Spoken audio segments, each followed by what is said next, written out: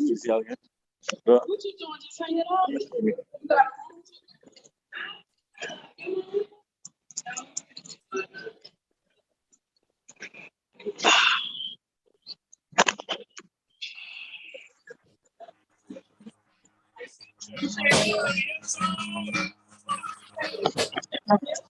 Live from listening to Weapons Hot, a New York Jets fan broadcast. Live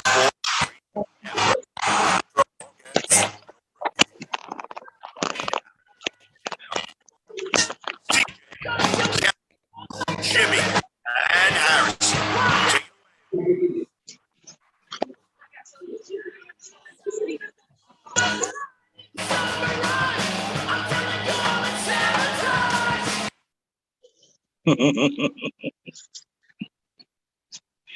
like the sound is going in and out. I'm trying to get it. Welcome aboard, ladies and gentlemen, for another episode of Weapons Hot. Hopefully you guys can hear me. You have to excuse me. I had a couple of things going today and I had to be out of town. CJ is with us, but he will be on camera. He's a little under the weather today. But as always, me and my man Jim, just by Jimmy, got to give him his props. Look, me and Jimmy are going to hold it down today. And, you know what I'm saying? We're going to do what it is that we need to do. Harrison is on location somewhere with the soon-to-be wifey, right? They got a couple of things that they got to get done together also. So, look, Jim, it's me and you tonight. Obviously, we have a few things to discuss. We can get into this training camp situation going on right now. We actually have some information to discuss with regards to Zach Wilson, as well as I guess just some of the up and coming stuff that's going on with the team. Jim, talk to me, man. How you feeling today? It's a good day, man. It's a good day. Everybody, we'll dive into some training camp stuff because after the little bit of a holdout from our franchise quarterback, he kind of had a little bit of a rough start. So everybody's going to be tripping and losing their mind over that, but it's not a big deal, guys. I want you to relax. I want you to just take a breath. Everything's fine. And I'm feeling pretty good today, though. Feeling pretty good today, Kev. That's what's up. So, look, we're going to do things just a little bit different today. Obviously, because we are missing some of our usual components, we're going to have to make some adjustments. But fact of the matter is, still nothing changes. It's a good time to be a Jets fan. With all the new changes and I guess what the expectations for what it is that we have going on at training camp this season, and Zach Wilson now being signed and ready to get it popping. Yep. We should all be excited. Give me an idea, first and foremost. Let me kind of hide myself a second. I can do this because it's a little easier for me to do this. I got you, brother. All right. So, excuse me. Look, I'm sorry. I'm just gonna apologize. I'm trying to get myself together, but doing this on the fly has kind of got me a little stuck. All right. So, first off, beginning of training camp. Mm-hmm.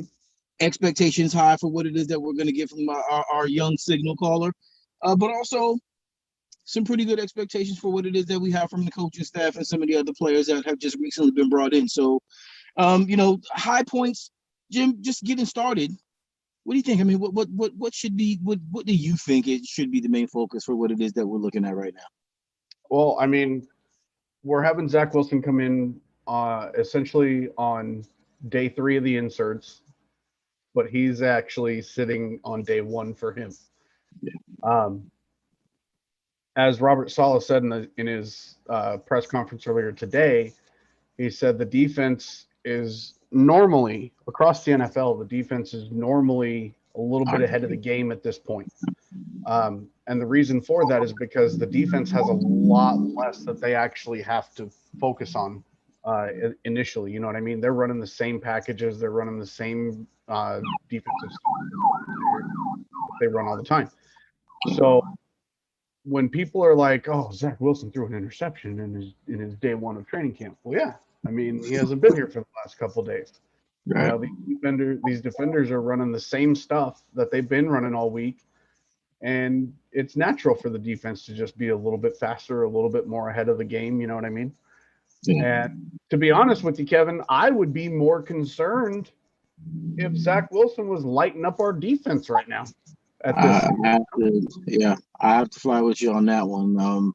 Listen, even with the expectation of him being maybe a little better than what most people may think, I am right there with you. If Zach Wilson came in and was blowing through our defense, Yeah.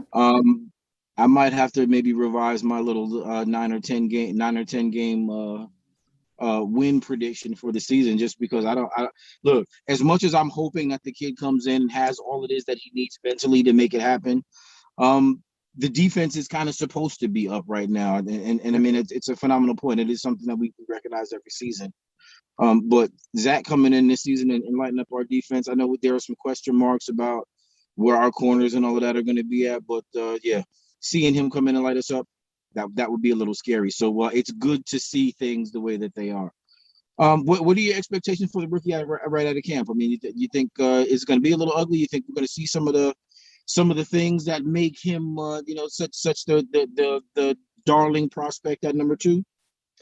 Not initially, and the reason for that is, I mean, what have we been touting about Zach Wilson is he can make plays off schedule. He makes good decisions while on the move. You know what I mean? When the play breaks down, he still knows what to do with the ball.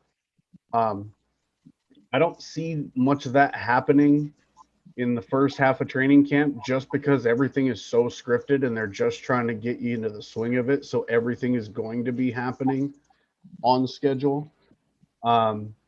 But I could see kind of later in, more towards once we get starting towards preseason, I could see them, especially like the green and white practice and stuff like that coming up. I could see them starting to throw him some different looks, with the practices that we have coming up with, I believe it's Washington this year. Yeah, it is. I'm actually hoping that we'll get to see us beat up quite a bit on Washington, to be honest with you. I think the excitement behind finally being able to hit someone else, right? I'm hoping that actually is a little bit of a catalyst for us. I know Robert Saleh said he wanted to see us deal with some adversity. I don't know if that game in particular is an adverse enough situation, but dealing with the passing of Greg Knapp, and then kind of having to make some adjustments on the fly. I think that in itself might be a time where maybe some of the guys on the team see the little spark, and they have the recognition that that now it's time and we're going to see some real football. So I'm excited about that. A couple things first off, because I know the offense is probably going to be the one thing that everybody really is so excited about. The defense is where it is that we kind of want it to maybe look like it's supposed to be, kind of solidifying, like it's locking in place a little bit. Any specific aspect of the defense we're really most interested in seeing early on in camp, even before we actually start to get to what the preseason games look like? Well, I'm really happy that I'm really happy that Carl Lawson is actually, and this sounds weird to say, but I'm really glad that Carl Lawson is just blowing by Becton. I'm loving that. And the reason for that is because also, like Saleh said in his press conference today, the offensive line in this first week is really at a disadvantage because there's no pads on, so there's less of them to grab onto, you know what I mean? Yeah. But Carl Lawson flying by Becton, and Becton, I saw a little video clip of Lawson breaking through, and then, Becton was like, oh, he's getting mad. Like, competitive mad, not like mad, but like he's taking it seriously, and like Becton said, he's like, I was good last year, but I'm trying to be great this year. Exactly. And look, just to that point, Carl Lawson taking advantage of a younger, hungry, maybe not as experienced player in Mekhi Becton. I think it is healthy for Mekhi to be a little frustrated by that, because obviously if he does want to be good, or if he wants to be better than good, he's going to have to, he's going to have to be able to handle guys like Carl Lawson. Handling it's going to end up having to be something that is, something that he's going to have to be able to handle week to week, because these guys, he's going to be facing, guys that are, the best, defensive, players on their respective teams. Mhm. And Mekhi Becton, actually, if he's going to want to be that Pro Bowl caliber type left tackle, he's going to have to handle guys like Carl Lawson. And, it's perfect test for him, especially early. In particular, I'm really excited about seeing Carl Lawson kind of give him the business a little bit, because I think that only just makes him better going in the long term. What's the expectation for Elijah Vera Tucker early? You think we see them kind of gel? You think we hear them talk about playing better together, or do you think maybe there's going to be some growing pains between him and just playing between Mekhi and McGovern at the center? I think that they're already starting to gel, because the running backs have actually broken a few runs to the left side in camp. Tevin Coleman had a really nice one. I wish CJ was feeling a little better, because he should be.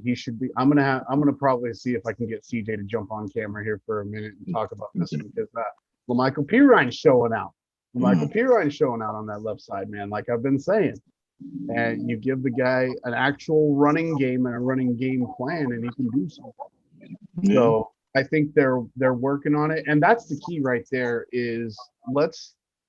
Don't worry that Carl Lawson is getting by Becton on a passing play. Let's focus on the positive that the Jets left side is opening up running holes, because as soon as that running game is established, the defense is going to be kept honest at that point. And now they have to respect the run. Once they have to respect the run, the passing game becomes so much easier. And that's the way real teams are built, is get that run game going and the rest falls in place. So Vera Tucker, I think he's mirroring Becton really well. I think they're starting to know what the other is going to be doing in a given situation, and that'll continue to grow. That relationship will continue to grow, and it's really an infectious thing along the line, because as soon as Vera Tucker knows what Becton's going to do and plays off of that, McGovern then knows what AVT is going to do and he's going to play off of that. Then our right guard knows what's going to happen on that left side, and he knows he's not going to have to worry about some backside robber coming through on his left, you know what I mean? And then Moses or Fant, whoever gets that starting job on right tackle, knows what they have to do. So it's an infectious thing, and it's a positive thing. So I think the offensive line, given the handicap that they're with no pads right now, I think they're showing a lot of promise. Yeah, I'll just be honest. I'm actually hoping, and it's not necessarily an expectation at all, but it is something that I really am hoping that we see. And that is, the run game actually taking precedence, that actually being established first, that actually being the thing within this offense that literally is molded and formed and solidified first. I think if we can do that, I'll just be honest, I think it puts us in a really, really solid position to be able to grow and expand over the course of the season. So, look, I'm really excited about where it is that we're going. I think the offensive line in particular does have a lot to prove, but I also think that we are going to be able to see some of the specific things that we've been waiting to see from those guys early on. We'll actually be able to see if the gel is as strong as we like for it to be. But we'll also be able to kind of recognize what it is that right guard position is looking like, and we'll see. Again, if Morgan Moses actually is that guy, or if George Fant is in a position to hold him off. I think they're going to give, obviously they're going to give him every opportunity to take that spot. I'll just be honest. I think they like Fant. I think what it is that they're planning on doing with the right guard is going to be telling, because there is some thought process behind having Fant step in there, or maybe even kicking Morgan Moses inside and allowing Fant, who I think may be slightly faster. I mean, even if it's just a very small thing, that might give him an opportunity to kind of hold on to his position outside. That's going to be interesting. I know we have some varying takes on that. I know a lot of folks don't necessarily think that Fant is that good of a player, but I don't think anybody thought Fant was as good as he was coming in. And I think he showed a little something last season. I think at least enough for him to get what is a fair shot in what it is that they're going to do with the new system. So, look, really excited about that. I know we haven't talked about special teams much, but kind of something just I want to get in before we move into the next segment. That actually is something I think that we're going to need to rely upon. I know we're going to have some questions about the kicker in particular, but with some of the infusion and talent, I don't know. I still think that special teams is going to be a place where we win. I think we're going to end up having some opportunities early. Who do you think would end up shaking up as one of our early favorites for punt return and kick returns right now? Well, I know Justin Hardy's the gunner, but I'm really liking what he's going to bring to the table for special teams. Oh gosh, I don't know. Honestly, you kind of threw me for a loop on that one. I don't know who we're going to have. Probably the Smiths, maybe Barrios. Yeah. So he'll probably be the primary punt returner. If he ends up getting a little bit of a larger role, like say middle of the season, if there's some wide receiver injuries, Barrios is going to be next man up. So you could probably see one of the Smiths, if they make the roster, start to take over those punt return roles. I'm excited about us cutting Sam Ficken. I think it needs to happen. I mean, the guy was 1 for 4, where the new kid Nugar was 3 for 4. Yeah. So I mean, Green Bean said it on his show, and I absolutely agree with him. That's my one criticism of Joe Douglas is I have not been happy with how he's handled the kicking situation on this team. And I can still believe in the guy while questioning a decision or two here and there. And I think that do I think Newgar's the answer? No. I think the Borregales kid from Florida, I think he was an answer, McPherson, but he got drafted in the 5th. I mean, that 5th round draft pick of a kicker should have been the key. That should have been the stage light saying, okay, Borregales is the next kicker up, and we missed on that one big time, in my opinion. So I think that we'll see some solid special teams play as we usually do. Boyer's always had this special teams unit ready to go, so I'm not even really concerned. And that's ironically that's why I haven't really been researching it, because we're just so solid. I mean, it's not like I'm not saying we have any, superstar Pro Bowl caliber special teamers as of right now. Nobody's kind of stepped into that type of a role, but there's nothing on that side of the ball that I'm nervous about. So I just haven't even looked into it as much as I should. Listen, and it may be me nitpicking a little bit, but part of why I feel as confident, and you and I, we've discussed this a few times about really having, I think, a much a better expectation, or for better outcomes than other fans might. But the special teams in particular, it is something that I kind of expected it to throw you for a loop, to be honest with you, because we really are not sure. We're not sure what it's going to look like on offense. We're not sure what specifically what it's going to look like on defense, because we've never seen it, with the current setup the way that it is. The one thing that doesn't change is the phenomenal, coaching that we can expect from Brand Boyer in that position, and having these things be something that we can rely on. I mean, when it comes to having the second ranked, the fourth ranked special teams unit in the league like we've had over the course of the past few seasons, I think that is what puts me in the mind that we're going to be better than folks expect. I think, in situations where there are some questions, I think are having advanced special teams is going to give us better ball position. I think having, a stronger defensive presence to kind of follow up what happens when it comes to the kicking game or the return game in particular. Either one of those things, I think it puts us in better position offensively, and it also puts us in better position defensively. And I'm really excited about seeing some of the turnover now. As far as the return guys are, I think At this point, yeah, the Smiths, but I'm gonna keep it real. I think Berrios probably has a better chance to kind of make his mark and make his bones, in that role. I think we've heard a few segments with Elijah Moore actually getting opportunities to field kicks and to run those back also. And as a rookie, I think he'll be looking for opportunities to put himself on the field whenever possible. And I think that may actually end up being what it is that we see. Now we'll see how his role within the offense takes kind of shape. And if maybe they don't want to keep him in the return role because they don't want him to kind of jeopardize what it is that he brings to the offense.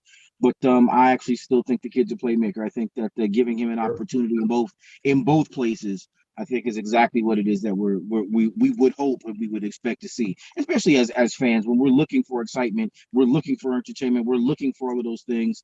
I think Elijah Moore can actually bring that. And I'll just be honest, I like Braxton Berrios, in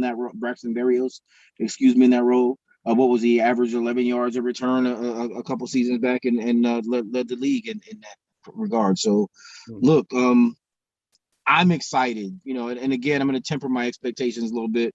And as much as I'm going to say we're probably going to miss Harrison a little bit tonight, I'm kind of glad that he's not here, because this is one of them things that we would probably end up talking for an hour about, and I want to be a little bit smarter about how we run these. So, look, offense we've touched upon, defense we touched upon, special teams we touched upon. I guess my very next question, and I think I know where you're going with this in particular. I think I know where you will. The coaching and the just the expectation of seeing so much better than what it is that we've had. Just let's touch upon that a little bit. What are your expectations with regards to the early impacts of coaching and what it is that we should expect to see, not just coming out of training camp, but also going into preseason early in early regular season as well? Well, I mean, considering that our team didn't have any coaches for the last 2 years, it was just a bunch of chickens running around with their heads cut off. But Denny's menus. I like Krista Levitas was on Twitter, and she made a really good point, and it kind of hit me. And she was talking about how Saleh is handling training camp, and she tweeted out, she's like, Saleh is never in the same spot. Saleh is all over the field. And I love that. That's what I'm talking about, is he's coming in, he's touching base with everybody, he's making his face known all over the field. Yeah. And that's what we need. That's what we like to see. Watching video clips, because we're not getting a whole lot as far as video. The Jets are recording everything, but they're only releasing little snippets here and there. But I'm seeing a lot of coaches stepping in, like O-line drills on day one. One of the things that I noticed was some of the younger guys, they were holding they had 4 of the other linemen holding the pad, and then the guy was doing the hit drill, and I saw one of the coaches come out and grab the guy by the shoulder pad and kind of set him aside, and he's like, no, and he's like this, and he goes, you have this and pop, and he's guiding him, and he's saying it, and he's getting in their face day one. And I was like, that is what we need, because what did we see all last year? All the footage we saw last year, where even Greg Williams was just kind of like walking around. You had positional coaches kind of like just talking to people. Like, these guys are showing fire this year already, and I'm digging it. Yeah. Expectations. Yeah. My expectations are that needs to continue, and that needs to be players need to embrace that, and they need to let it build. Most definitely. The more I think about this, the more I'm feeling a little nervous, right?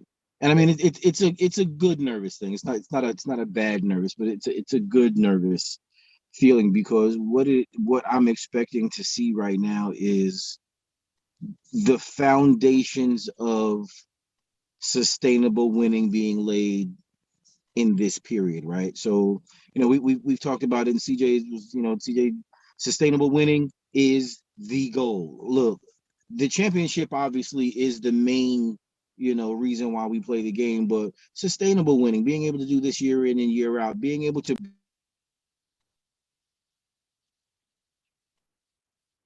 picks and excuse me, and put together a product that we can be proud of year in and year out. And I think that really, not only does it start with what Joe Douglas is doing as far as bringing players in, but the reality of seeing guys who are good at their jobs teach these young players how to grow into men, how to grow into successful players, successful professionals. And look, really, what the benefits of those things are going to be is it's going to show in some of the intangibles. We had a conversation the other day about, and I'm gonna just go off on a little tangent. I'll come back, but we were having a conversation about offset language and all the other things with Zach's contract, and we'll get into that, a little bit more in just a few minutes here. But having the narrative be that Joe Douglas is not going to allow agents or players to push this team around or dictate terms or do any of those things when it comes to contracts. That made me feel pretty good. As much as it was difficult to say that we were missing Zach Wilson those first couple of days, in camp. I think I am not looking at it as if the problem is that Joe Douglas is being cheap. I don't necessarily think that it's about being cheap. I think he has a vision about how it is that he's going to build it, and deviating from that, even in small situations, changes what it is that the expectation, what his expectation is for how the team is going to end up shaping up. And I'm excited about that, but that's the newness of some of this that we're dealing with right now. And I think that the coaching in particular, the newness of the coaching, the specificity that each of these guys brings to teaching the game of football to these guys, that, man, I can't even begin to tell you how excited I am about that. And I think that the 2-14 moniker that we have, and people looking at us and saying, oh yeah, this is a 2-14 team. No, Actually, no, it's not. Yeah, you want to look at the record in particular, but all of the components that actually went into 2-14, are different. They're changed. We've made significant improvements in quite a few places, and none, I think, more impactful than what it is that we're going to look like when it comes to the coaching. So I know we usually kind of format things a little different, because we'll have the in the spotlight segment, and we'll have your segment in particular, and I think we're still going to do yours, just because I think that it is important for us to have the conversations, because this is something I think that will teach some of the fans who may not know what it is that is going on behind the scenes a little bit, and that we want to add some value. So I know CJ's giving us updates on time here, and we want to give CJ some props. Thank you, fans, friends, the folks that are in the comments, that are in the sections and interacting with CJ today. If you have any questions in particular, please throw them in. If you have comments that you want to make, if you disagree with myself or with Jimmy, which I'm sure sometimes people feel like they should, then please throw some messages at us in the comments, and we'll get back to you. It is always fun for us to reach out and talk to you guys and to deal with you guys specifically. Also, I wanted to ask CJ just a second, because I know you can hear me. What are we looking like in the comment section right now, CJ? Anything standing out? nothing yet. All right. Well, we welcome in. What we're going to do now is we're going to transition just a little bit into, into Jim's segment. And I personally, I'm really excited about these, because I think Jim does a great job of outlining what it is that needs to be discussed and what it is that needs to be known. You know what? So I'm good. Without further ado, I'm going to shut up. I'm going to kick it to Jim. Jets by Jimmy. What do you got? So in the front office today, obviously the big news, we signed Zach Wilson. I wanted to go over a couple of things with this contract. Things that I've been saying, I've said it on my channel. I've said it on here on Weapons Hot. I've said it, me and Matt O'Leary talked about it. The high point of the media was the offset language. Now, the reason that the offsets were the focus in the media was because that places blame essentially on the team. So these media personalities, they get their information not from the team, because we know that Joe Douglas doesn't leak any of that. They get their information from these agents. They get their inside scoops from these management teams for the players. So they're not going to talk about how they wanted to do a $23 million, $22 million signing bonus as a sticking point. They're not going to talk about that. They're going to talk about how Joe Douglas is not willing to bend on offset language. Now, to the fans, that can get frustrating because a lot of the fans, including myself, like I have no problem with players getting paid. This is a very brutal career and it's a very short career. So get your money where you can get your money. But if you think about it, the teams need protections in place as well. Because if every single player just keeps just taking these teams to the woodshed, every contract negotiation, there are no teams. There is no money for them to get. There are no games. Our sport is gone. So the teams need protections too, and that's what offset language does. Now, you don't buy a car, Kev, you know as well as anybody. You don't go buy a car, a brand new car with no warranty. Facts.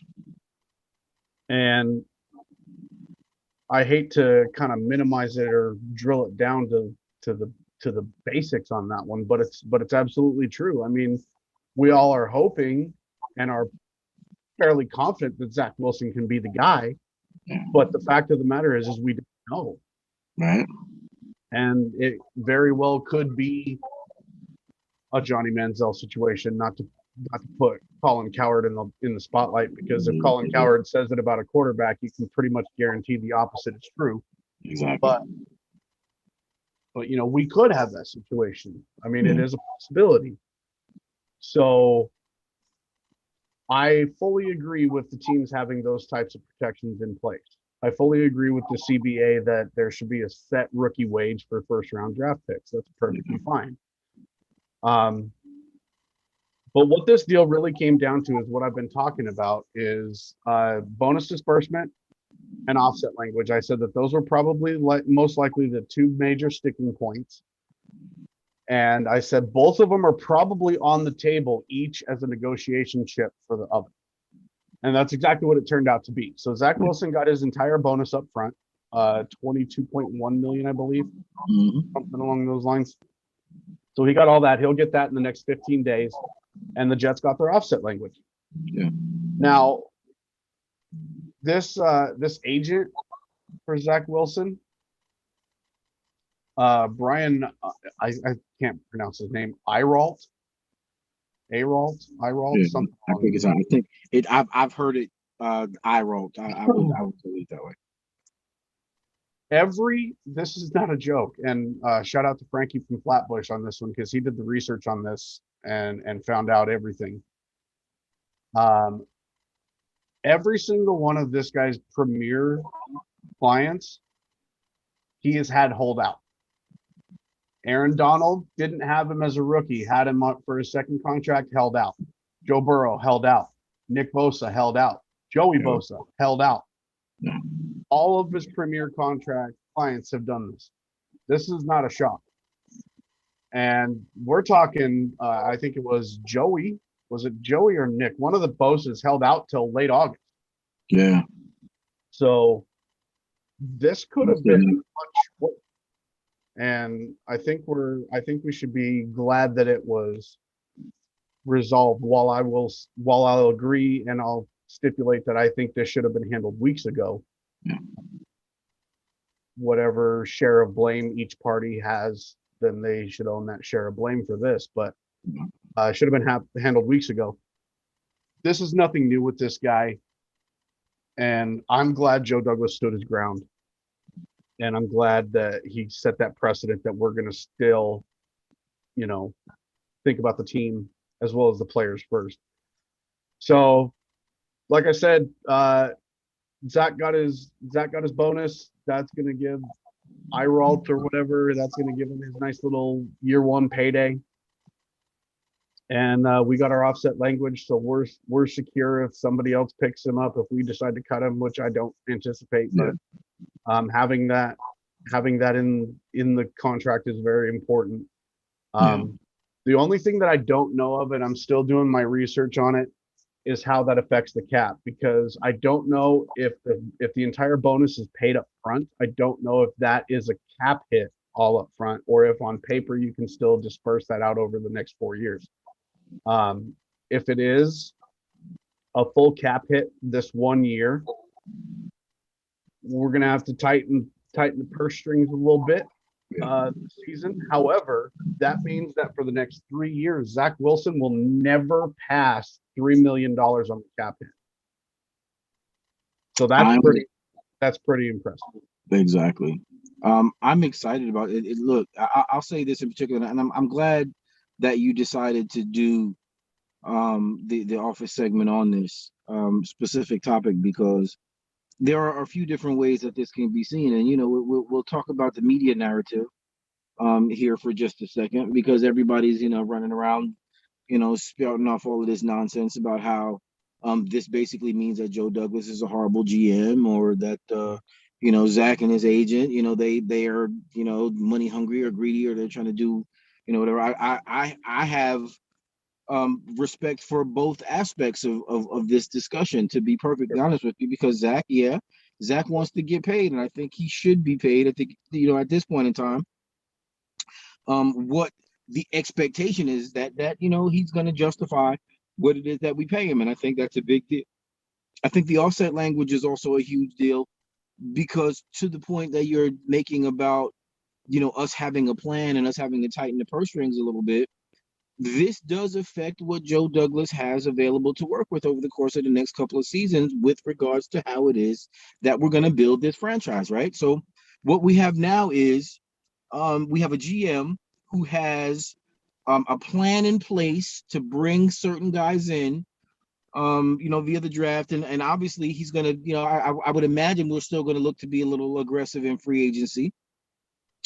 But I think what Zach was requesting within, getting the bonus, I think it does kind of tie the hands of Joe just a little bit with regards to what it is that they want to do. And I think that Joe, being smart about recognizing, if you, like how they say, if you got to do it for this one person, and you got to do it for everybody, right?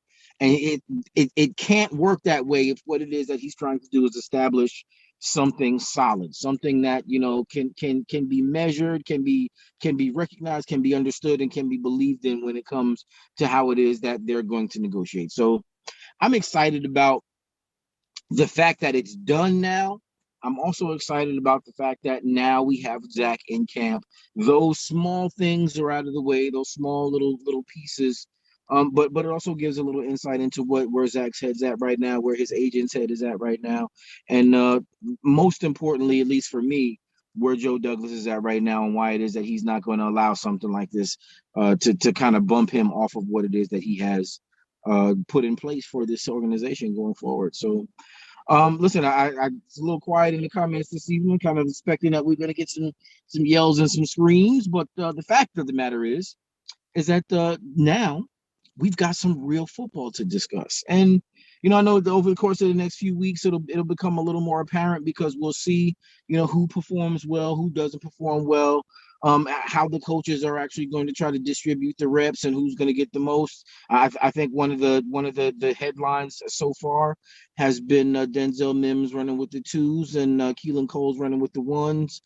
We've actually seen some guys that actually we were expecting to play well, maybe be outshined by some guys whose names we didn't really expect to hear. So As we're starting to get this kind of wrapped up, do you think it'll be prior to the preseason games, Jim, that we really start to kind of see this shake out? Or do you think it might actually take all the way to the end before we really know who's going to be who and where they're going to be positioned?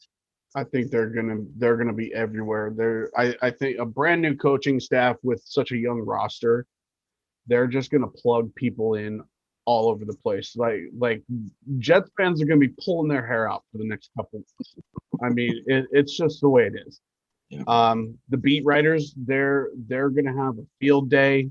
This is gonna be the greatest 10 days for them because they're going to be able to throw out all those Denzel Mims is running with the practice squad guys, or Tyler Croft is taking over the number one tight end spot, or you know what I mean? Like but think about it. Like the new coaching staff with such a young roster, they're going to have to throw people everywhere. I wouldn't be surprised if you see Carl Lawson line up at deep tackle and they get Bryce Huff on the edge. And now everybody's going to say Carl Lawson's moved to D tackle. That means Quinnen's getting traded. Like they're just going to throw everything out there. But the coaches have to do that. They have to see where their Swiss Army knives are going to be the sharpest, and they got to do something to shake everyone up. Yeah. And it's going to be tough. I think we're going to see a lot of weird stuff this preseason. I'm excited for that. I don't know how many other people agree with me. I'm excited for it.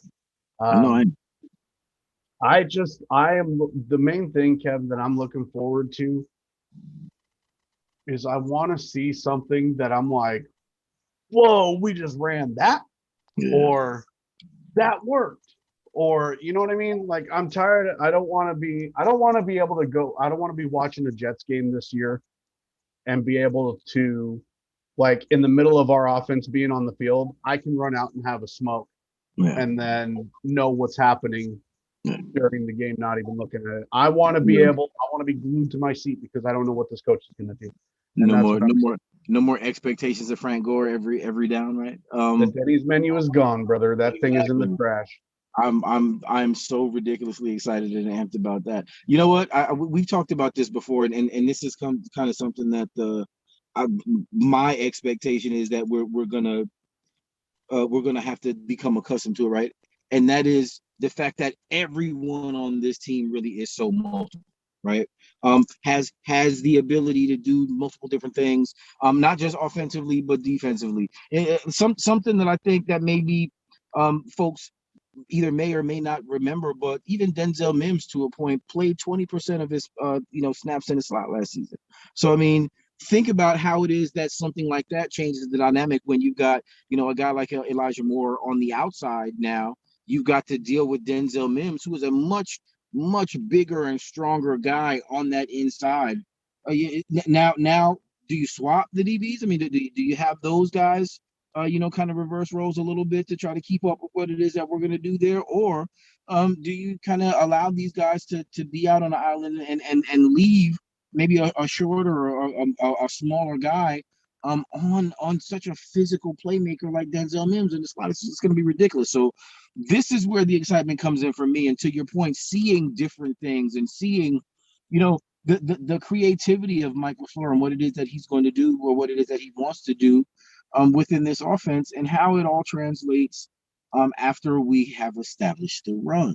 Yeah, because I think that in particular, again, I'll just reiterate. I think that's the most important part of what it is that we're going to need to do. We're going to need to make sure that our run game is effective early. Yeah. And with that being said, I know CJ, was excited about what P. Ryan is gonna have available to do this season. Excuse me, there's a fly in here. But the Michael P. Ryan, Tevin Coleman, and Michael Carter, who I think is a completely different type of a back. All of those guys look to kind of showcase their talents early, and I mean they've all got kind of there are some similarities of what it is that they can do, but there's quite a few differences in who it is that they are and what it is that they're expected to kind of put together. You see 2,000-yard rushers coming out of this backfield this season, or you think we get one really kind of workhorse guy, and then the rest of it's going to be dependent upon what Zach Wilson is doing? What do you think about that? I think we're going to break 3,000 yards rushing this year, and I think all three guys, whoever those guys end up being, are going to come close. Great answer. I think we have one, possibly two that break a K, that break that 1K mark. Call me if Leasty's in there, he'd be calling me a homer, but I can look and see what this team is doing, and I can see it happening, and it's not going to be a one back every down going after it. Yeah. And I think that to your point on the wide receivers that I wanted to touch on real quick, because you brought up a great point saying, do Denzel Mims lines in the slot, do you bring in the corner to guard him? Well, linebackers can't guard him. Yeah. You know what I mean? He's too fast for the linebackers. He's too tall for the linebackers. And then you have Elijah Moore starting on the opposite side, goes in motion to the out over on the other side of Mims. Like, how do you solve that? Because Moore's speed, he can be gone. So I see the running backs going a lot on that same thought process as well, because we're finally getting a running game going that teams are going to have to game plan around. Yeah. They're going to have to know what La'Mical Pirine is good at. They're going to have to know what Michael Carter is good at. They're going to have to know what Ty Johnson and Josh Adams are good at. Tevin Coleman. I keep saying Tevin Coleman as a running back, but I'm thinking he's going to be more of a slot receiver. Yeah, I was wondering if maybe the expectation for him coming in and kind of being that bellwether back. I think if that was overplayed. I don't necessarily know if that's his role, and I see him motioning out quite a bit. Yeah, stopping short of saying that he's washed, right? Because that's kind of where it is that we're looking at. It may be trending towards, if he cannot overcome some of the injuries that he's had recently. I don't know if his primary role will be coming out of the backfield. I think they're going to reserve that for maybe the fresher legs and some of the younger guys. So I'm excited about that also. I personally expecting a similar situation to what it is that we saw with the 49ers over the course of these past couple of seasons, where we're really not sure who's going to be the guy for the day, right? Like, whoever gets off early and whoever is the guy, or whoever has the hot hand early, he may end up being, the 100-yard, 120-yard guy for the day. And then we'll just see other guys in spot duty. And then, like you said, jet sweeps, or, motioned out, for some of those little outside, kind of pinpoint time, sensitive stuff where, maybe we're just, catching a, 5 or 6 yard out and getting out of bounds to stop the clock, to manage what it is that we're doing within the offense. And I think that it'll be smart to see things like that take place. And it'll be exciting, I think, for us to see stuff like that take place, because we've had such ineptitude with regards to our offensive ideology over the course of the past couple of seasons. Like, Lord have mercy, like, how bad can it be when people that don't even know they know what to expect from us, and that's sad, and I'm glad we're moving away from that. So there's a comment in there that says Coleman will be a running back, not slot. Well, remember that it is time in Atlanta and in San Francisco. Yeah, he did. Tevin Coleman was motioned out a lot, and especially with his injury history now, the Jets are not going to be looking to grind that guy into the ground on a run game.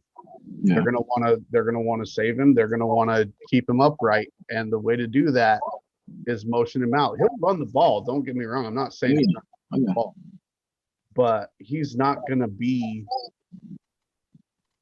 2 rushes every series, 3 rushes. But I mean, like, that's not going to be his role. He'll be out there. But they want him to be able to utilize the speed, utilize his knowledge, his experience, and they'll have him come out as, like, he'll be a check down roll. He'll be like that one last block and then he's going to be a nice check down for Zach Wilson. Yeah. But I look to see. I would probably think Tevin Coleman. My hot take for this one is Tevin Coleman has more receiving yards than he has rushing yards. I would actually I throw 5 in on that, to be honest with you, because that's my expectation. I just think that what we're not going to see is we're not going to see that hesitance to let the young guys kind of get off like we saw with the past couple of regimes here, right? Todd Bowles notoriously didn't want to play the young guys, and as much as I know that this is a borderline a horrible take, just because I know what horrible takes sound like. I've had a couple. I've had some really pretty good takes also, but the reality I think for me, right, is that Todd Bowles not playing the young quarterback and allowing the older veteran guy to come in actually did a lot to damage what we were trying to build as far as a team here, and that I think it shows in the loss of focus and why it is that we ended up having to have this rebuild just be what's prevalent over the course of these past few seasons, because we didn't stay focused on building the young guys when we had an opportunity back then.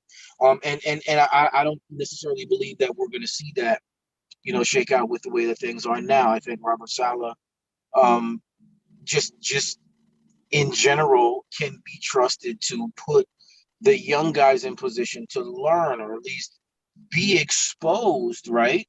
To situations where they're going to have to learn, or they're going to have to make plays, and then the only way that you get better at playing football is by playing football. And I think that these guys are now going to be in a situation where even some of the younger guys who maybe shouldn't be getting massive reps right now will at least get important reps, so that when it comes time for those those situations where they need to step up, they'll be available and they'll be ready to go. One question that I had, there's a comment, Arnaldo Ray Ferraro. Coleman will run behind Ty Johnson and Carter. I need to know what you mean, Arnaldo. I need to know what you mean. Do you mean run behind them, like physically run behind them, or would be like the third option back behind Johnson and Carter? I would think. Let me know what you mean. Let me know what you mean by run behind them, because that's an important distinction. I don't think, okay, so if you're talking about being the third option behind those guys, I don't think that's the case. I think Tevin Coleman is probably better than Ty Johnson, and Michael Carter is probably better than all of them, but needs to establish himself. So I think Tevin Coleman's going to be a better option. If you're talking about running physically behind them, they're not lead blockers. That's not the role. Those guys are running backs, not H backs. Yeah. Like they're not the Trayvon Wescos. You know what I mean? That's your blocking fullback type role. Yeah. You do not sacrifice a Michael Carter on a lead blocking role at all.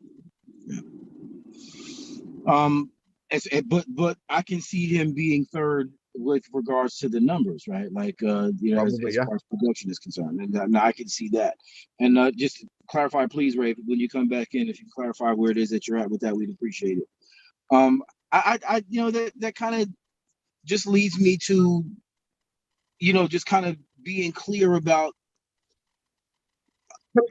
are we really allowed to have expectations right now? I mean, look, I don't necessarily mean about outcomes, because I believe that we'll be good enough to create certain outcomes. I'm talking about the specifics. Are we going to know, are we going to be a 25, 30 pass per game team? Are we going to be a 30, 35 rush, team? Do we know that? We don't know. Are we going to be as multiple? Are we going to be, the 4-3, defense? Are we going to be multiple with, 5 or 6 DB? How are we really going to break down, at the end of the season when it comes to the statistics of what it is that we're doing and who's close? Like everybody keeps talking about this bet, the over under on the 6 or 6.5 wins, right? I mean, have you heard anybody talk about that so far? There's an over under at 6.5. Yeah, man. And if I'm being honest, if it's at 6.5, I got a honey bun on the over, man. Real talk. Oh I'm, yeah, I'm gonna go ahead. absolutely, I'm gonna absolutely. go ahead and throw my money in on that because I can't see it. Really, look, people are still kind of wanting to be cautious, right? There's this let's be cautiously optimistic or let's temper our expectations when it comes to this team. Let's not forget we're a 2-14 team. Eh, that's a nonsensical response to me. I think it's a lazy response. I think that it doesn't justify what actually has happened since we finished out that 2-14 campaign last season and literally got rid of the main culprits and focus behind why it is that we struggled as mightily as we did. And then all of the changes that we have made up until this point, I'm still just looking at folks and listening to folks just like, how could you actually conclude that what it is that you're going to see coming out now is a 2-14 team when just better coaching would have got us 2 to 3 more wins last season, and that puts us in a completely different conversation, knowing that even with the same roster and just some minor adjustments with coaching, you're talking about having a 5 or 6 win team and then coming in with the exponential improvements that we're seeing, not only in the offensive line, in the wide receiver room, some of the upgrades that we're seeing with regards to the running backs, and then kind of seeing CJ Mosley come back and having that be kind of a linchpin for a defense that looks like it's going to be really fast and looks like it's going to be really wide open. So how can you look at those two things and say that they are equal? I can't see it. So when I heard, they were talking about the 6.5, my first thought was my bookie. I'm going to Yeah, need to go ahead and read it. I'm going to need to go ahead and connect with one of these guys because I believe that we're going to be better than that. But um, talk to me a little bit, Jim, about um, and I know I'm going to switch tone a little bit, but this just kind of popped into my head. So work with me on this. sure. If we end up at 5 or 6 wins for the season, Mhm. how much of a disappointment actually is that? And what would the expectation be for Robert Saleh and his demeanor if we're kind of coming into that end part of the season and we're still struggling, to make 5 or 6 wins? Give me your opinion on how that falls for us. It's such an uncomfortable thing to talk about. You know what I mean? Because I am a very firm believer in that we, as a fan base, should demand more from our team. Facts. Um, we have been here. We have bled green for years. Some of us decades. Some Yeah. of us multiple decades. Yeah, multiple things. um, I've said that I think this team is capable of 11 wins this year.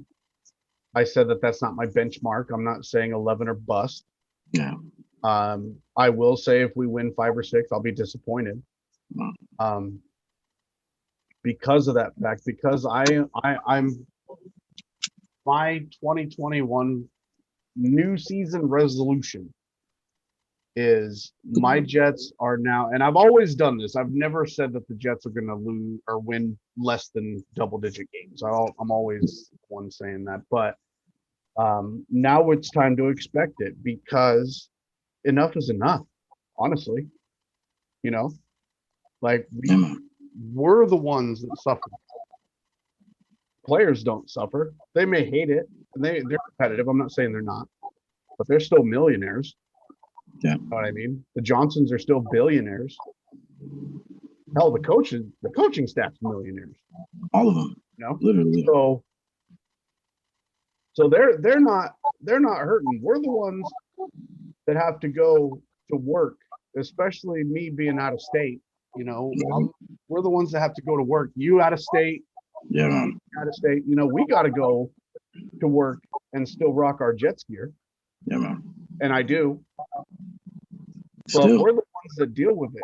You know, we're the ones that grind out our lives still and support this team, spending money that we probably don't have on Jets gear, tickets, trips Exactly. to go to games. Why are we allowing a team to do this to us? demand more. I say demand more. So yes, I will be disappointed. And from there, if we're a 5-6 win team in 2021, then we better be an 11 win, 12 win team in 2022. Absolutely. Because I'm not doing this again. Like, I'm never going anywhere. I can be as mad as I want, and I can tweet Yeah, as I'm I not gonna. want. Yeah, the, It's the not. the the Jets fandom is ingrained. It's not going anywhere. But what it is that we accept, right? And this Mhm. is maybe just piggyback on your point about you know still accepting mediocrity, and why this now is specifically the best possible time for us to begin to make those mindset changes, right? As a fan base in particular, and not allowing um our comfort with how bad we've been over the course of the past few 10 years, or excuse me, right? Mhm. And I know that that's a difficult word, because how comfortable were we with all of the losing? But it's gotten to the point where even now you say, oh yeah, the expectation is we're just coming. Oh yeah, so it's acceptable to have 4 or 5 wins. It's acceptable. Just think about where we're coming from. Yeah, thinking about where we're coming from makes me even more angry with the fact that Yeah. people Why are are you just giving the team that excuse? yeah, like exactly, because that's what it is. You're giving them an out. You're saying that what it is that I expect is for us to not be that good because we haven't been, Bingo. instead of saying what it is that I believe is that we've done what we need to do to improve. And as of right now, the expectation about improvement starts with game one. Period. Starts with practice, starts with camp, starts with the very first opportunity we have to demonstrate where it is that we are in a football sense. And most folks are sitting out here saying, if we're not that good, it's okay. I'm not there. I, People I'm are I'm I'm forgetting. I'm not gonna be there. People see last year's performance, and like, for whatever reason, they have it that, like, the team is just bad and has been bad forever and will be bad forever. And they forget that in 2015 we were 10-6. They forget that we were 11-5 a few years before that. They forget that in 2009 and 2010 we went to the AFC Championship game back to back. Back to back. They forget that in, right after we got Keyshawn Johnson, we won double digits. They forget, like, all of this stuff, that Yeah. this team has been competitive in Yeah. recent memory. It has never been sustainable. It's been a 1 or 2 year run, and then we're out for a few years. Right. And this is the difference, So right? that's my point. That's why, CJ, I love you, but I agree with you when you say that right now we're a 2-win team. We're not, because it's not a matter of what last year's team did, because that team's gone. That team is gone. We are a new breed. This is a new squad. Yeah. And right now, we are tied for number one in the NFL right now. And we have to hold this team to that standard. And we have to make them realize that this is what we expect. We're not, training wheels been off. We've won a Yeah. Super Bowl. It was a Yeah. long ass time ago, but we've won a Super Bowl. There is no excuse not to be able to do that again. And that's my point, is this team needs to be held to a higher standard. Yeah. Everybody from Woody Johnson down to the guy that's cleaning One Jet's drive need to understand that we expect absolute 110% from every single person that has a badge that says New York Jets on it. Exactly. Period. When we start, even as a fan base, when we start expecting, to look like a double-digit win team every season, that's when I think the narrative that we, are kind of pushing changes. And I'll say we as a collective. I'm not going to talk about you and I, Jim, because I believe that you and I, even though we differ on certain things, I think that some of the things that we do agree on are some of the most important. The fact of the matter Core value. is that, yeah, well, I mean, the fact is that, we may disagree on how we expect to get there, but we do agree on the fact that, it should be pretty it should be pretty far behind what the expectation of, pretty far beyond the expectation that some of these folks have when we're talking about 4 or 5 win team.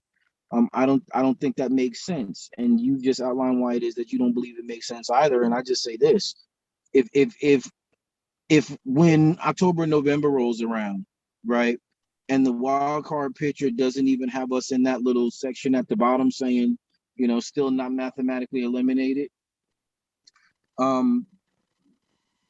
that bodes well for us. I think that is something to strive for, something that the expectation is that we should shoot for. And I say that when we're talking about 10 wins, 11 wins, if you look at the schedule, it's possible, right? If you look at the schedule, there are going to be teams that we're going to match up well against, and there are teams that don't necessarily match up well against what it is that we do. And this is not saying they're going to match up against what it is that we did last year at 2-14. This is not saying that we are going to match up against what it is that they did last year, coming from the position of being 2-14. It's not going to be an end of the season where we're talking about, if we can possibly maybe beat the Rams or the Raiders, when, last season we were hoping and praying. Well, hold on, not all of us, but there were some of us that was hoping and praying that we lost, those games. And it's just weird because my brother sent me a meme the other day, and I'm gonna try to get my brother on. He's a really smart guy. Guys in the Jets Hub, him, Ben Jackson. Anyways, he reached out. He sent me this meme, and I think, Jimmy, I showed it to you first. It was the Trevor Lawrence as Flash Gordon, right? He had the Flash Gordon card. It was Trevor Lawrence with the golden locks and the whole thing. And this is before we'd actually won that second game. And it was still possible for us at that point that Trevor Lawrence was going to be a Jet. And that kind of broke me a little bit, because between now and then, the expectation is so completely different that, what I'm saying? And the one thing that changed it was really just my attitude. I don't think that the players in particular, I think any of that thing, that really didn't make the difference for me. I think the difference is seeing how everything has kind of unfolded and kind of shaken out. Do you think we'd be, you know what? Let me ask this question, because this is important. Zach Wilson. Mm-hmm. Are we sold or not? I am. Okay. I was sold months ago. Yeah. And look, the reason why I'm even asking that is because I think that a lot of folks, are still kind of in that Wilson, not Zach Wilson, excuse me, come on, why am I going to draw a blank on the young man's name? Trevor? Yeah, no, not Trevor, Justin Fields, excuse me. Yeah. Because there was a lot of questions about, if Justin Fields was actually the guy. And I know you and I, we talked about this initially, because I know you weren't a Fields guy in the beginning, and then you go back and you watch the film and you kind of see where it is that maybe, he can be successful. Watching Zach is yeah, and that, I think, is what it is. And you know what? We talk about this all the time. I think system matters for everyone, right? Sure. System matters for everyone.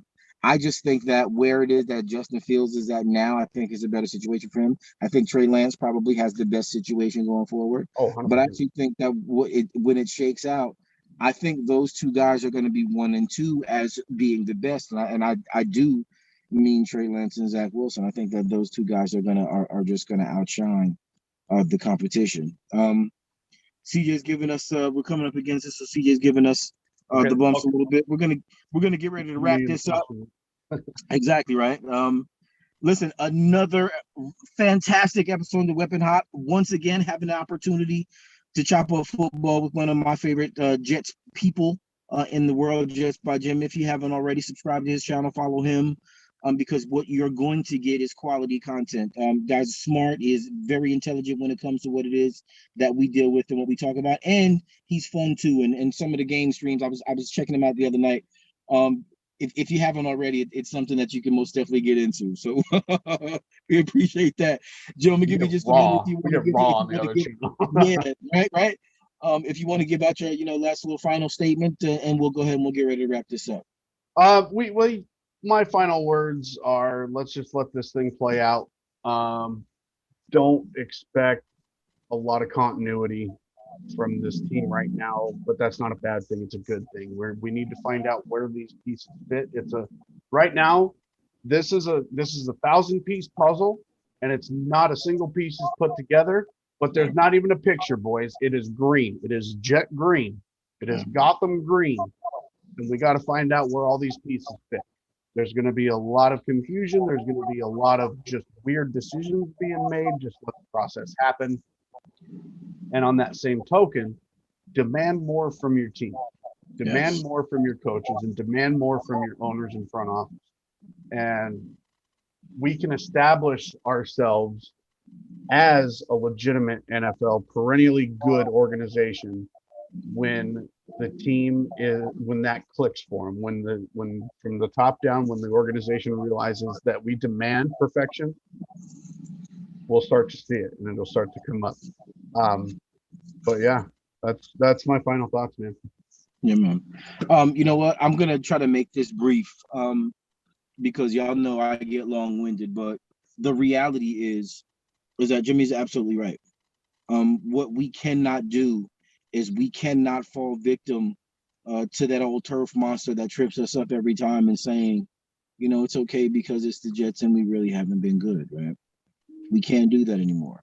Nope. And I think that once it translates to how we handle those difficulties off the field, I think that Woody Johnson in his new role would be able to stand back and allow the things to work the way that they need to, but also from his 30,000-foot seat and looking down and saying, I'm going to let everything ride and I'm not going to be involved. I think that what it is that he starts to recognize is that it's pissing us off and it's going to cost him money.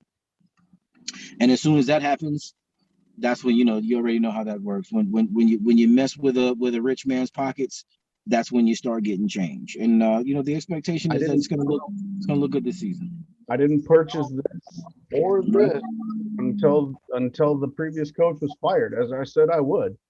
I was on a spending embargo for this team. Mm-hmm. You weren't the only one. I remember specifically saying I would purchasing no current player jerseys. If I purchased a jersey at all, it was going to be a throwback. You know what I'm saying? And I'm going to keep it real. I still may scoop up that Lavernius Coles jersey just because one of my fondest memories was jumping up off the couch with my arms raised, screaming Lavernius. Right? Speaking of throwbacks, right? Kevin, we need to get back to that. Okay, well, I am going to send you a link because you would never guess. All right, well, we'll discuss that later on. I'm gonna leave that teaser. Right, I don't want to give up the goat just yet, and I'm excited because I need some new Jets gear, myself.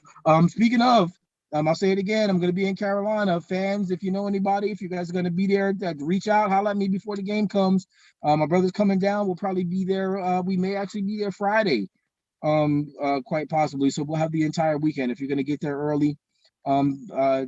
Certain folks out there, first round's on me, holler at me, we'll talk about it. All right, listen, and I will be at Indianapolis. I will be at the Indianapolis game.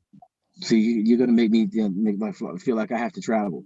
Worldwide Sports Radio Network, ladies and gentlemen, if you have not already, download the app. You can find quality content there. It's not just us, it's quite a few folks. The sports wise guys who are going to be following us up this evening. They're going to be kicking ass going forward. But Errol Mark, Speedy Petey, shouts out to you guys. Coolage and the missus, I love you guys. Listen, it is much more than what it is that you think it is, but you'll also get all of what it is that we do here. So we're so thankful. YouTube, Spotify, anywhere that you get your podcast, you should be able to find some of us here. Again, Jets by Jimmy. I know he didn't plug himself, but I'm going to plug him because that's my guy. Jets by Jimmy, multiple channels, Instagram, YouTube, and here. I'm thankful that he's here with us doing what it is that we do. I am Spotty Blackman. Y'all know me. I'm Kev. You can find me on Twitter. Come Twitter. We do the Twitter Trump thing. I enjoy going back and forth. You can find me on the New York Jets Hub on Facebook. I'm an admin on that platform as well. Harrison Glazer, the gunner, he's doing big things. Please check out his podcast. And as I'm going to say this last but obviously not least, our captain, our pilot, CJ the Painkiller D. Simone, one of my favorite folks in the entire world. I swear to God. Look, I know he's doing that behind the scenes right now today, but he is the straw that stirs the drink, and I'm so thankful for him. I'm glad that we had the opportunity to do what it is that we do tonight. These are always fun. Guys, ladies, gentlemen, fans, Jets fans and non-Jets fans alike, this has been another episode of Weapons Hot. Please follow back up with us. We'll be back next week. I believe next week. Are we doing After Dark next week? Is that a yes? Have we confirmed? Yes, we are. All right, After Dark next week, and y'all know how we do that. That is the adult version. That's the one that requires a ID to get in. Once you get there, you're also gonna get the blazing and scorching hot weapons commentary that you know and love. Guys. The last thing I'll bring up is you can also find Weapons Hot on a new Facebook page called Jets World, started by Daniel Smith from Jets Guru. So 7 days a week, you're going to have different Jets content creators uploading on Jets World. So definitely get on Facebook and follow Jets World. Just give that page a like, and you'll see us there as well with all exclusive and original content coming on that Facebook page. Absolutely, Jimmy, pick me up, and again, thank you very much for that, because that's going to be awesome videos, articles, a lot of different opportunities, not just for you to interact with us, but the Jets Guru. I know Jimmy was talking about our folks, Krista Levitas, earlier. If you know anything about Krista, you know she is. I mean, I know she's a woman, but she is a beast. I'll tell you right now, she brings it when she does. She's a fan. Look, I trust her more than I trust quite a few of these other folks out here. So, you'll get quality content from the Guru. You'll get quality content from us. There's going to be a few other Jets pages that you'll see, and see, look, that page is going to be monster. So coming up over the course of the next couple of weeks, fans, ladies and gentlemen, please be ready to jump in with that. With that being said, I'm so thankful. CJ, we got anything else? Or we good?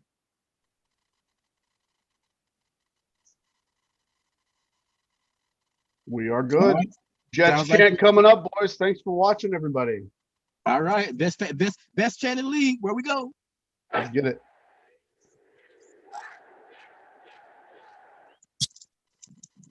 Good night. You guys have a good night. Thanks. The Worldwide Sports Radio Network.